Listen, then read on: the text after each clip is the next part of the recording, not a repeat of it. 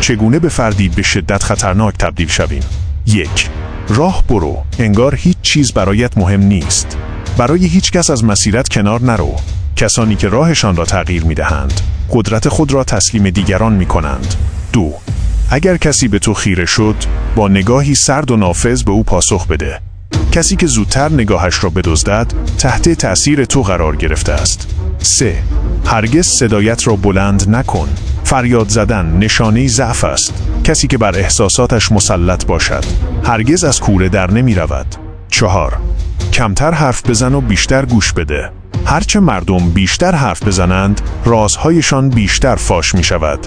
اما کسی که می شنود، قدرت را در دست دارد. 5. و در نهایت، احساساتت را کاملا تحت کنترل بگیر. این کلید ساختن و تغییر دادن زندگی توست.